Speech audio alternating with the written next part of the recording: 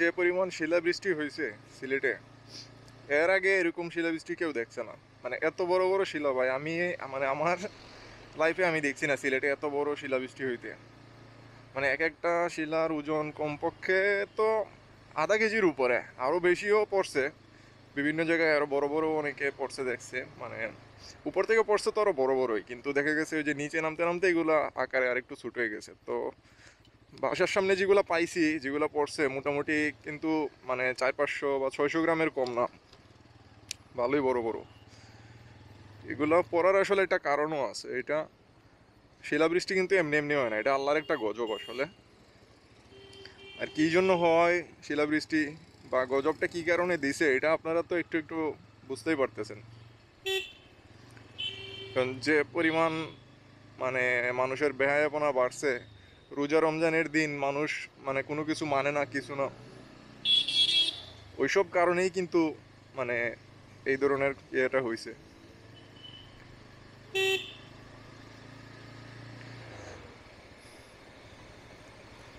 তারপর আগে বাজারে গেলে, বাইরে গেলে দেখা যেত মানে সবাই খুব সুন্দর করে বের হইছে, মানে মহিলারা পর্দা করে সুন্দরভাবে বের হইছে। কিন্তু এখন যে এরকম বা যেই ড্রেস আপে বের হইতেছে রোজা রমজানের দিনেও, মানে এগুলো তো আর বলার মতো না।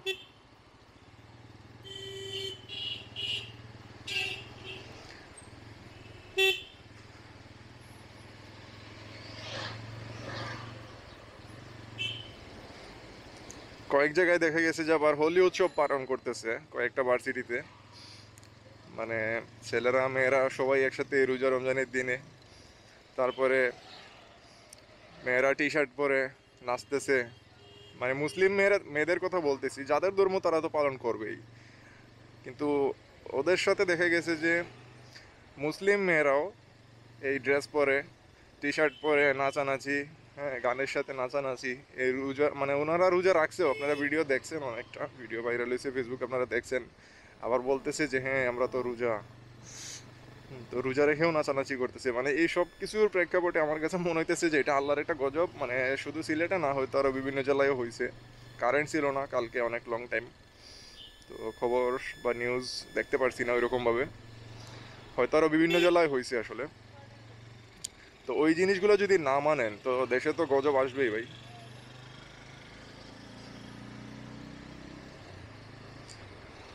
রোজা রমজানের দিন হইতেছে শালীনতা বজায় রেখে চলবেন, সুন্দরভাবে ধর্ম পালন করবেন, যার যার ধর্ম পালন করবেন।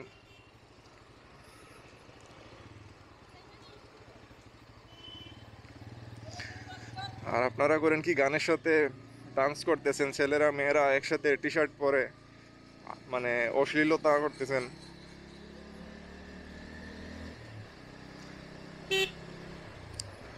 গজব পড়বে না তে কি হবে? এত অবাক হওয়ার কিছু নাই, শিলাবৃষ্টি হয়েছে এত বড় বড়, অবাক হওয়ার কিছু নাই। তবে যারা অনেকে আহত হয়েছে, অনেকের ক্ষয়ক্ষতি হয়েছে, গাড়ির গ্লাস ভাঙছে। তারপরে বিশেষ করে যারা সিএনজি মানে বাইরে ওই টাইমে যারা সিএনজি অটো রিক্সাতে ছিল, কারণ কয়দিন পরে ঈদ, সবাই অনেকেই কেনাকাটা করতে বের হয়েছে। ওই যে ইফতারের পরে বা নামাজের পরে অনেকে বের হইতে, সিএনজির মধ্যে যারা ছিল, সিএনজির এই উপরের কাপড়টা কিন্তু অনেক পাতলা, এই যে উপরের। তো দেখা গেছে যে ভিতরে যারা ছিল ওইটার কাপড়টা ছিঁড়ে যায়, অনেকের মাথা কিন্তু পড়ছে শিলা, অনেকে আহত হয়েছে, অনেকের মাথা ফাটছে। তারপরে অনেকের গাড়ির গ্লাস ভেঙে গেছে অনেকের। তো অনেকেরই ক্ষতি হয়েছে, তাদের জন্য আসলে দুঃখ প্রকাশ করতেছি। এটা আল্লাহরই দেওয়া, কিছু করার নাই, কেউ চাইলেও তো এটা আটকাইতে পারবে না। কিন্তু আমরা ওই শালীনতা বজায় রেখে চলতে হবে, অশ্লীলতা এগুলো বাদ দিতে হবে আর কি। এগুলা খুব বেশি বাড়ছে দেশে।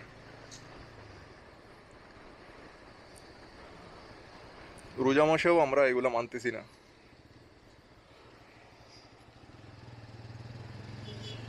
গজব এই জন্যই আসছে, এমনি এমনি আসে নাই। কালকে একদিন মাত্র হয়েছে, আবার যে সামনে হবে না এটার তো কোনো গ্যারান্টি নাই, আবার হইতে পারে। তো এর আগে নিজেদেরকে মানে শুধরান, সংশোধন হয়ে যান যারা যারা এরকম করছেন। বলছি যে যে কথাগুলো আমি, অবশ্যই জানেন কে কে গেছেন, ডান্স করছেন। মানে শুধু এইটা না, এটা একটা উদাহরণ দিছি, কিন্তু আরও বিভিন্ন কাজ আছে যেগুলো অনেকেই করছেন। তো সবগুলোর মানে প্রেক্ষিতে আর কি, সবার উদ্দেশ্যেই বললাম একসাথে। একটা উদাহরণ দিয়ে বুঝাইলাম শুধু।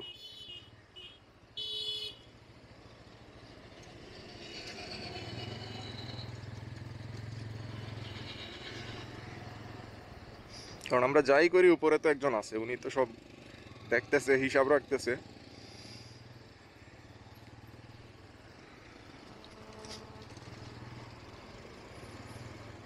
আশা করি বুঝতে পারছেন যেটা বললাম।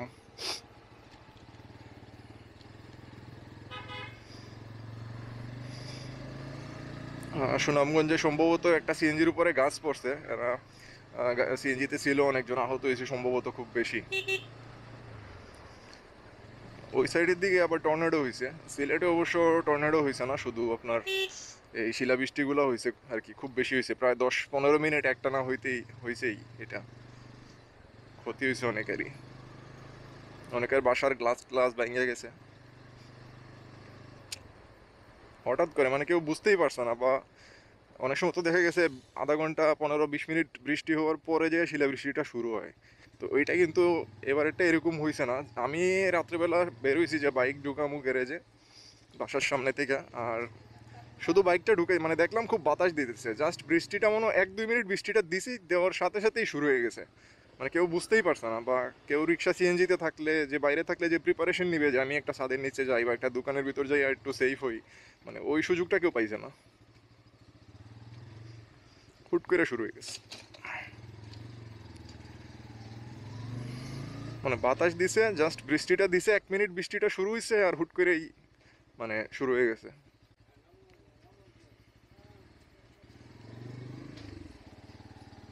কেউ বুঝতেই পারছে না যে শিলাবৃষ্টি হবে বা এরকম কিছু। এই জন্য বেশি মানুষ আহত হয়েছে এই জন্য, কারণ বেশিরভাগ মানুষ রাত্রে তো মানে নামাজের পরে কেনাকাটা করতে গেছে বা মার্কেটে গেছে, অনেকেই ওপেন প্লেসে ছিল। আর হুট করে শুরু হওয়ার কারণে অনেকের মাথায় পড়ছে, রিক্সায় ছিল অনেকে, তাদেরও মাথায় পড়ছে, আহত হয়েছে। বোঝা গেছে না আসলে এরকমটা যে হবে, বোঝা যায় নাই। এদিকে তো অনেক বাস টাস রাখা দেখা যাইতেছে, এদের গ্লাসে পড়ছে না, এদের গ্লাস তো অবশ্য ফ্ল্যাট, গ্লাসে হয়তো ওইরকম প্রেশার পড়ছে না, উপর থেকে পড়ছে। কিন্তু ওই যে কার, প্রাইভেট কার বা অন্যান্য যে গাড়িগুলো আছে ওইগুলোর গ্লাস ভাঙছে।